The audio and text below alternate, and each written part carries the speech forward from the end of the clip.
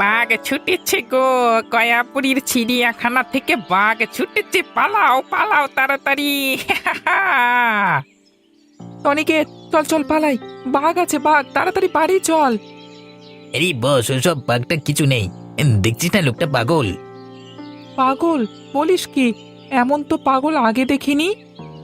আরে তুমি এখানে নতুন তাই দেখোনি, আমাদের এলাকায় এই একটা পাগল, আমাদের বাবা কাকারাও ছোটবেলা থেকে একে দেখে আসে। ওর বয়সে দেখছি গাছ পাথর নেই, তা ও মারে না তো? না না, কাউকে মারে না, কেবল মাঝে মধ্যে বাঘ বাঘ বলে চেঁচিয়ে ওঠে। বাঘ বলে চেঁচিয়ে ওঠে বলিস কি? হ্যাঁ, আগেও গয়াবুড়ির বাড়ির সামনে ঠেলা নিয়ে মাংস বিক্রি করত। হঠাৎ একদিনও পাগল হয়ে যায়। এর থেকে ক্রমাগত সবাইকে বাঘের ভয় দেখায়। আচ্ছা, কয়াবুড়িটাকে আসবার পর থেকে নাম শুনছি ওনার। ও এই এলাকার জমিদারের নাতনি। জমিদারি তো কিছু নেই, পুরনো একটা প্রাসাদ বাড়ির মধ্যে বুড়ি একা বাস করে। একা নয়, ওর সাথে থাকে চম্পাকলি। চম্পাকলি? সেটা আবার কে? ও বুড়ির আসল পরিচারিকা। যেমন নাম, দেখতেও ঠিক তেমন ভয়ঙ্কর। ওই গয়াবুড়ির বাড়িতে কেউ ঢুকতে পারে না, আর কেউ ঢোকার সাহসও পায় না। ঢুকতে পারে না কেন? কারণ কয়াবুড়ির বাড়িতে ঢোকা নিষিদ্ধ। সবসময় বাড়ির সদর দরজা ভেতর থেকে বন্ধ থাকে, কেবল সকালে 10 মিনিটের জন্য খোলা হয়। 10 মিনিটের জন্য খোলা হয় কেন? বাড়ির সামনে শহরের কসাইরা ঠেলা নিয়ে আসে, গয়াবুড়ি তাদের কাছ থেকে মাংস কিনে নেয়। বিষয়টা তো খুব রহস্যজনক মনে হচ্ছে। চল তো একবার গিয়ে বুড়ির বাড়িটা দেখে আসি। এখন গিয়ে লাভ হবে না ভাই, উঁচু দেওয়াল ভেদ করে ভেতরের কিছুই দেখা যাবে না। গেলে কালকে সকালে চল, তখন সদর দরজা ফাঁকা থাকবে, দূর থেকে বুড়ির বাড়ি দেখতে পারবি। ঠিক আছে, তাই হবে। এখন তবে আসি, সন্ধ্যা হয়ে এসেছে তো। হ্যাঁ হ্যাঁ, আমরাও বাড়ি ফিরবো। রাত করে গেলে মা বকুনি দেবে। কিরে অনিকেত, তুই বাড়ি যাবি না? না রে, বাড়িতে আবার বাবা মা ঝগড়া লেগেছে, গেলি আমার উপর পিটুনি পড়বে। তাই আজকে রাতটা এখানেই থেকে যাব। তাহলে আমার বাড়িতে চল অনিকেত, আমার সাথে থাকবি আজকে। না রে, আমি যাব না, তোরা বাড়ি ফিরে যা।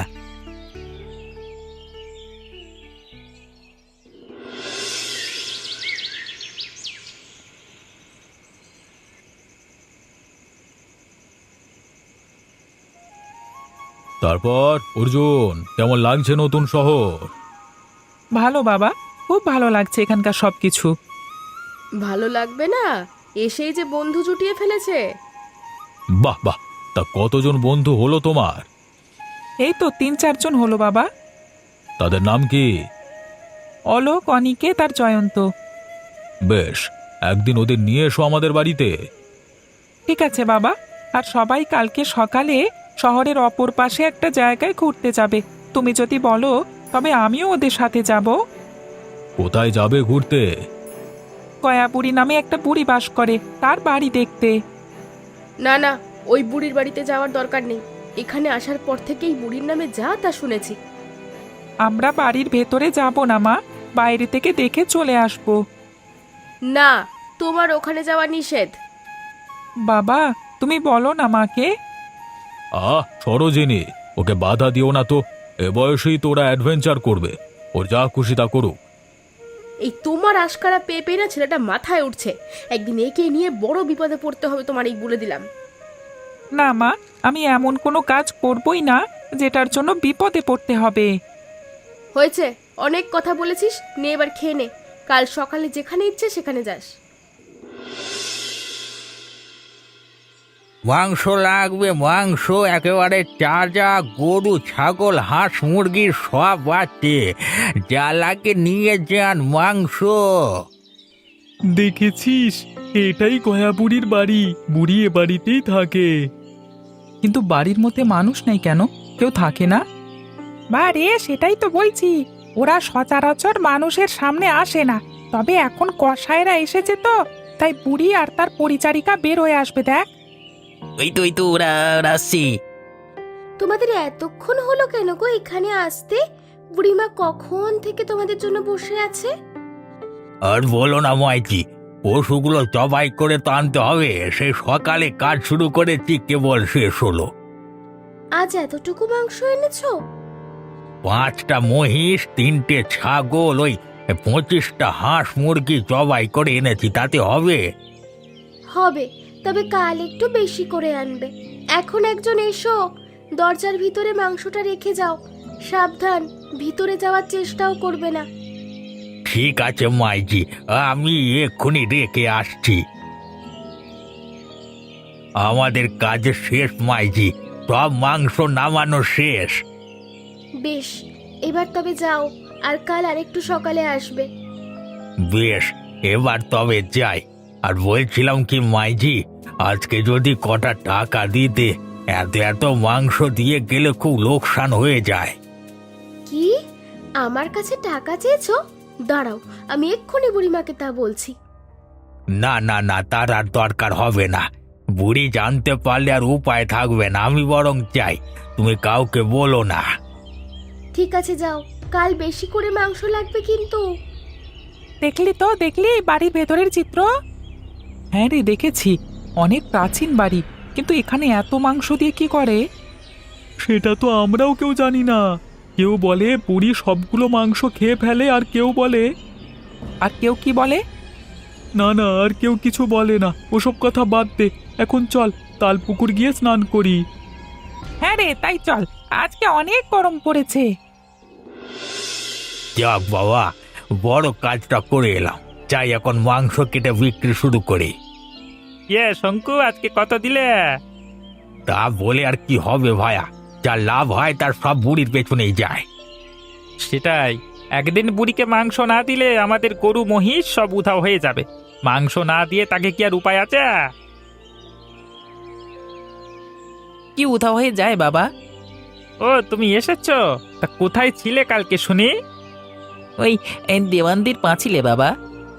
অত ছাড়া বাঁদর, দেওয়ান বাড়ির পাঁচিলে ছিলিস কেন শুনি? আমি একা একা কেটে মরছি আর তুই হাওয়া লাগিয়ে ঘুরে বেড়াচ্ছিস গায়ে। তারা তোর আজকে শাস্তি না দিলাম রে শালা। ভায়া, কি করছো রে ভায়া? এ ঝাড় শঙ্কু, ছাড় আমাকে। ও আমাকে অনেক জ্বালিয়েছে। এমনি ব্যবসার অবস্থা ভালো নয়, তার উপরও গায়ে হাওয়া লাগিয়ে ঘুরে বেড়ায়। ছোট মানুষ এমনটি করবে? তুই ছেড়ে দাও, নাহলে মরে যাবে তো ওই বাবা। না না না, ওকে আমি ছাড়বো না, আজকে ওকে মেরেই ফেলবো। শালা হতো ছাড়া, দেখ ছুটে পালিয়ে যাচ্ছে, দেখ দেখ না। যাক বাবা, আজকের মতো বাঁচলাম। কিরে অনিকেত, কি হয়েছে তোর? পাগলা দাস আবার তাড়া করলো নাকি? পাগলা নয় রে, আমার বাপটাই ধরেছিল আজকে, একটু হলেই মেরে ফেলতো। তোর বাবা তোকে মারে কেন বলতো? আমাদের বাবা তো এরকম করে না। আগে আমার বাবাও তোদের বাবার মতোই ছিল রে, কিন্তু বাবার ব্যবসায় ধস নামতেই তার মাথা নষ্ট হয়ে গেছে। এখন বাড়িতে গেলে মায়ের সাথে ঝগড়া করে, আর সামনে পেলে আমাকে পেটায়। তোর বাবার ব্যবসায় ধস নামলো কেন হঠাৎ? সব ওই বুড়িটার জন্য হয়েছে। বুড়ির বাড়িতে রোজ মাংস না দিলে আমাদের দোকানের মাংস উধাও হয়ে যায়, আবার সেখানে মাংস দিয়ে আসলে তার কোনো দাম দেয় না। তাহলে তো উভয় সংকট, দিলেও দোষ, না দিলেও দোষ। তাই তো বলছি, এসব নিয়ে বাবার মাথা গরম থাকে। এই সমস্যাটা বহুদিন থেকে চলে এসেছে, এটা সমাধান না করলেই নয়। আচ্ছা, একটা কাজ করলে কেমন হয়? কোনোভাবে যদি বুড়ির বাড়িতে ঢুকে দেখা যায় আসলে এত মাংস দিয়ে উনি কি করে, তবে এই সমস্যার সমাধান করতে হবে। কিন্তু বাড়িতে ঢুকবি কিভাবে? আমার কাছে একটা বুদ্ধি আছে, সে বুদ্ধিতে ও বাড়িতে ঢোকা যাবে। কি বুদ্ধি বলতো? শোন তবে। বাবা, বুদ্ধিটা তো চমৎকার। এভাবে কাজ করলে সহজেই কয়া বুড়ির বাড়িতে প্রবেশ করা যাবে। কিন্তু সেজন্য অনিকেতের বাবার সাহায্য লাগবে। ওনার কাছ থেকে মাংসের ঠেলা নিয়ে যেতে হবে, কিন্তু উনি কি দেবেন? আলবাত দেবে। বাবাকে বলবো আমরা তার দোকানে কাজ করব, তাহলে উনি তার ঠেলার মাংস আমাদেরকে দেবে। বেশ, তবে চল, তোর বাবার কাছে চল। তোরা মাংস বিক্রি করবি? তবে ঠেলা নিয়ে গিয়ে কিরে? হ্যাঁ বাবা, তোমার কাছে সেই কাজের জন্যই এসেছে ওরা। বটে, তা তোমার নাম কি হে ছোড়া? আগে আমার নাম অলোক, আমার বাবা মা কেউ নেই। আপনি যদি একটা কাজ দেন খুব উপকার হয়। আর আমিও ওর সাথে কাজ করব বাবা, দুজনে একসাথে মাংসের ঠেলা নিয়ে যাব। বেশ, তো কালকে সকালে যা তোরা, তোদের দুজনকে আমি 10 টাকা করে দেব। ঠিক আছে চাচা, আমি তবে আসি, কালকে সকালে চলে আসবো। এই বাঁদর, এই তুই কোথায় যাচ্ছিস? এখানে বস, বস, আমার সাথে কাজ করবি, বস। আমাকে বলছো বাবা? হ্যাঁ, কাল থেকে অনেক ঘুরেছিস, এখন সন্ধ্যা পর্যন্ত কাজ করবি। মাংস লাগবে, মাংস, একেবারে তাজা মাংস নিয়ে এসেছি, লাগবে কারোর মাংস? নিলে তাড়াতাড়ি আসুন, একেবারে তরো তাজা মাংস পাবেন এখানে। এই দাঁড়া একটু, আমি আসছি। আসো আপা, তাড়াতাড়ি আসো, দেখো তোমাদের জন্য কত মাংস এনেছি। তা আজ কিসের মাংস এনেছিস রে? গরু, মহিষ, ছাগল, হাঁস সব আছে, আর আজকে বেশি করে মাংস এনেছি। বেশ বেশ, তা আজ তোরা দুজন কেন? তোদের তো আগে কখনো দেখিনি। আমরা নতুন কাজ নিয়েছি দোকানে, আগে যারা ছিল তারা ছুটি নিয়েছে। ও এই কথা, তাহলে মাংসগুলো দিয়ে যা ভিতরে। রাখ রাখ, এখানে ঝুড়িগুলো রেখে দে। এই তোমার ছুরি, 2000 টাকা হয়েছে, টাকাটা দাও। কি বলছিস তুই? কি বললি? আমার কাছে টাকা চাইছিস? মাংস দিলাম, টাকা নেব না? 1 টাকাও পাবি না তুই। ভালোই ভালো এখান থেকে বিদায় হ বলছি। আর তোর মালিককে বলবি আর কখনো যেন তাদেরকে না পাঠায়, তা না হলে কিন্তু সর্বনাশ হয়ে যাবে। চল অলোক, এখানে কথা বাড়িয়ে লাভ নেই, আমরা চলে যাই। শয়তান ছেলে, বিনামূল্যে মাংস দিয়ে আবার টাকা চাইতে এসেছে। ওগুলোকে আর একবার পাই, একেবারে ঘাড় মোটকে দেব। যাই, এখন বাজে সময় না নষ্ট করে বুড়িমাকে নিয়ে আসি, উনি মাংসটা দেখে যাক। বাবা গো, মাংসের গন্ধে একেবারে দম বন্ধ হয়ে গেছে, কি বিচ্ছিরি লাগছে। আরে সেসব পরে দেখা যাবে, এখন তাড়াতাড়ি চল, পাশে কোথাও লুকিয়ে পড়ি, তাহলে ওরা আবার চলে আসবে। হ্যাঁ হ্যাঁ, চল তাই চল। আর সাথে সাথে মাংসগুলো ঝুড়িতে সাজিয়ে রাখ, আশেপাশে পড়ে গেছে দেখলে পুরি সন্দেহ করবে। তাই করছি। কোথায় কোথায় মাংসগুলো? ওই তো উঠোনেই আছে। এই অর্জুন, তাড়াতাড়ি চল, পুরিটা আসছে। হ্যাঁ হ্যাঁ, ওই ঝোপের আড়ালে চল লুকাই। দেখো বুড়িমা, আজকে কতটুকু মাংস পাঠিয়েছে।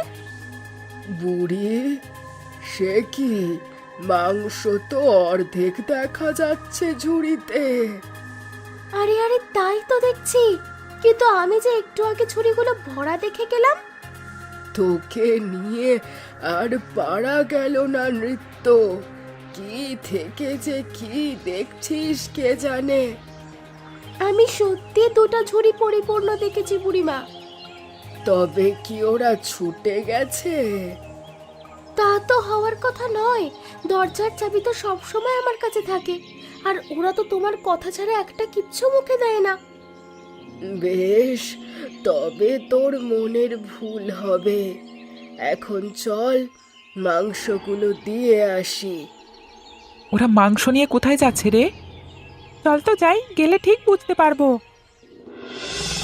থাম বাবা থাম, তোদের জন্য মাংস নিয়ে এসছি, একটু পরেই গরম গরম মাংস পাবি। ও চম্পা, মাংসগুলো দে ওদের। দিচ্ছি বুড়িমা। আজকের মাংসটা কম হয়ে গেছে, কাল বলিসনি বেশি করে দিতে? বলেছি বুড়িমা, কিন্তু আমার কথা শোনেনি, উল্টো আজ টাকা চাইতে আসলো। বুঝেছি, ওরা আবার বেঁকে বসতে শুরু করেছে, ওদের শায়েস্তা না করলেই নয়। কি করবে গো বুড়িমা? আজ রাতে 2টো বাঘ ছেড়ে দেব, গিয়ে ওদের খাঁচার সব পশু পাখি সাবার করে দেবে। তাহলে তো খুব ভালো হবে বুড়িমা, শয়তান কসাইগুলো তখন আবার তোমার পায়ের কাছে এসে পড়বে। আমি তো তাই চাই, এই বাঘের ভয় দেখিয়েই একদিন আমি এই শহরে রাজত্ব করব। আমি একই দেখছি রে জয়ন্ত, নিজের চোখকে তো বিশ্বাস করতে পারছি না। যা দেখছিস তাড়াতাড়ি হজম করে ফেল, আমাদের এক্ষুনি এখান থেকে পালাতে হবে। হ্যাঁ রে, বুড়িটাকে আমার সুবিধের মনে হচ্ছে না। এক্ষুনি শহরে গিয়ে সবাইকে বাঘ পোষবার কথা জানাতে হবে। সে কি, কিসের শব্দ হলো এখানে? কারোর কথা শুনলাম মনে হচ্ছে। না তো, ওই পাত্রটি পড়ে গেছে, হয়তো বাতাসে। মাটির নিচে বাতাস থাকে না নৃত্য, নিশ্চয়ই কেউ এখানে ঢুকেছে। কে ঢুকবে? গেট তো সারাদিন বন্ধ থাকে। মাংস দেওয়া ছেলেগুলো নয় তো? না না, ওরা সেই কখন চলে গেছে। বেশ, চল তবে। তাড়াতাড়ি দৌড়া অর্জুন, আমাদের এক্ষুনি এখান থেকে পালাতে হবে। বুড়িটা মনে হয় আমাদের উপস্থিতি টের পেয়ে গেছে। এখন কি করবি রে? পালানো ছাড়া আর কোনো উপায় নেই। তাহলে চল এখান থেকে বের হয়ে যাই। একই দেখছি আমি। গয়া বুড়ি এখানে কি করে এলো? কি ভেবেছিলি তোরা আমার চোখকে ফাঁকি দিয়ে পালাবি? তার হবে না, তোদের আমি ধরে ফেলেছি। ও বুড়িমা, আমাদের ভুল হয়ে গেছে গো। আমরা ভুলে এখানে ঢুকে পড়েছি, আমাদের তুমি যেতে দাও। যেতে দেব? তোদের যেতে দেব? তোদের যেতে দিলে তোরা সব ফাঁস করে দিবি, তা তো হয় না। একদম ঠিক বলেছো বুড়িমা, এই বিচ্ছুগুলোকে মেরে ফেলতে হবে। মেরে তো ফেলবো, তবে এভাবে নয়, ওদের অন্যভাবে মারবো। কিভাবে কি করবে আমাদের? তোদের হিংস্র বাঘের খাঁচায় আটকে রাখবো। বাঘ তোদের জীবন্ত শরীরটা খুবলে খুবলে খাবে, তখন কি মজাটাই না হবে আমাদের। না না বুড়িমা, এই কাজ করো না, পায়ে পড়ি তোমার। আমাদের যেতে দাও, কথা দিচ্ছি এখানকার কোনো কথা কাউকে বলবো না। না বুড়িমা, ওদের কথা শোনো না, ওদের ছেড়ে দিলে তুমি ফেঁসে যাবে। বেশ, চল তবে, দুটোকেই ধরে নিয়ে যাই। এখন কি হবে রে জয়ন্ত? আমাদের যে ওরা মৃত্যুকূপে ফেলে গেল, মরা ছাড়া আর কোনো উপায় নেই। বাঘগুলোর পেট ভরা, ওরা এখন আমাদের কিচ্ছু করবে না। কিন্তু জেগে উঠলে তখন তখন কি হবে?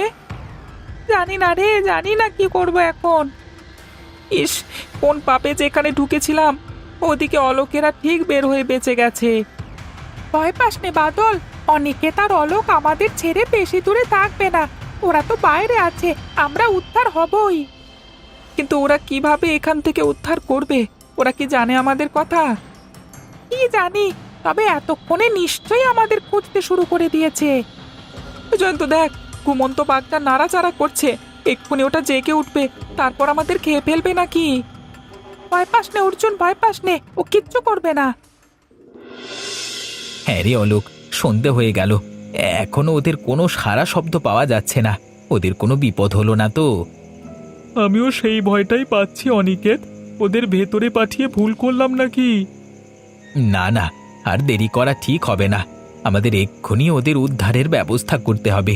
চল চল, আবার বাড়ির ভেতরে ঢুকি, চল। বাড়ির ভেতরে ঢুকবি কি করে তুই? চারিদিকে যে উঁচু পাঁচিলে ঘেরা। পাঁচিল টপকে ঢুকবো? এত বড় পাঁচিল টপকাতে পারবো তুই আমি? হ্যাঁ, আমার বন্ধুদের জন্য পারতেই হবে। শোন, তুই আমাকে উঠতে সাহায্য কর, আমি ওপাশে গিয়ে সদর দরজা খুলে দেব, তুই তখন ঢুকে যাবি। বেশ, তবে আমার কাঁধে চড়ে ওঠ। হ্যাঁ গো বুড়িমা, রাত তো হয়ে গেল, বাঘগুলোকে ছাড়বে নাকি? ছাড়তে তো হবেই, ওই কসাইগুলোকে শায়েস্তা না করলেই নয়। তাহলে চলো এক্ষুনি ছেড়ে দিয়ে আসি, এতক্ষণে বাঘ নিশ্চয়ই ওদের সাবার করে দিয়েছে। তাই হবে, আজ তো দুপুরে মাংস দিইনি, দুপুরের ভুঁড়ি বোঝটা ওদের দিয়েই করেছে। হ্যাঁ গো, আজ ভালোভাবেই ভুঁড়ি ভোজ করেছে।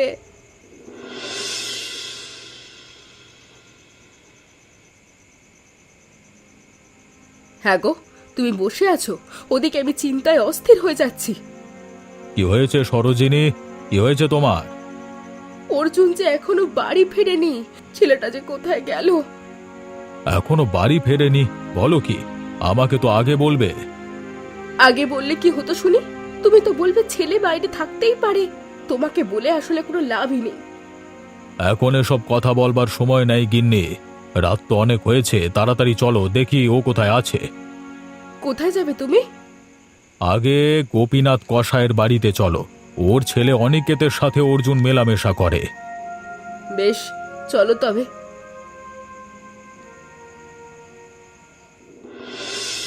আহা, কি দারুণ মাংসের পচা গন্ধ চারদিকে।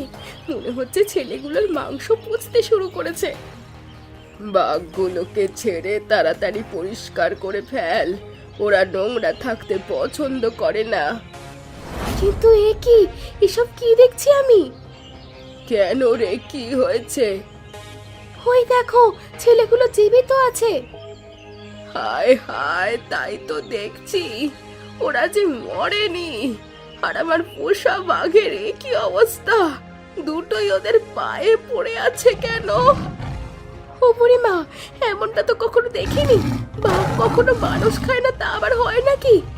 ওই ছেলে, তোরা কারা রে? তোরা মানুষ নাকি ভূত? আমরা মানুষই, কিন্তু তোমার বাঘ আর কখনো কিছু খেতে পারবে না বুড়ি। ওদের খাবার পথ আমরা বন্ধ করে দিয়েছি। কি করেছিস? কি করেছিস আমার বাঘগুলোকে? ঘুমন্ত অবস্থায় ওদের গলায় হাড্ডি ঢুকিয়ে দিয়েছি। গলার ব্যথায় ওরা আর কিচ্ছু মুখে দিতে পারছে না। কি, তোরা এই কাজ করেছিস? তোদের আমি আজকে মেরেই ফেলবো। সে সুযোগ আর নেই বুড়ি, ওদের মারবার আগে তোমার সময় হয়ে যাবে। সে কি, তোরা যাসনি? এতক্ষণ এই বাড়িতেই ছিলি? আমাদের বন্ধুরা যে এই বাড়িতে বন্দি, আমরা কি আর এখান থেকে যেতে পারি? হায় হায়, এ কি হলো আমার? আমার সাজানো গোছানো সব পরিকল্পনা ভেস্তে গেল। না না না না, এ হতে পারে না, আমি হতে দেব না। এই ছেলেরা, তোরা আমাকে ছেড়ে দে। আমি তোদের রাশি মোহর দেব, এত কিছু দেব যে সারা জীবন খেয়েও ফুরোতে পারবি না। তোমাকে এত সহজে ছাড়ছি না বুড়ি।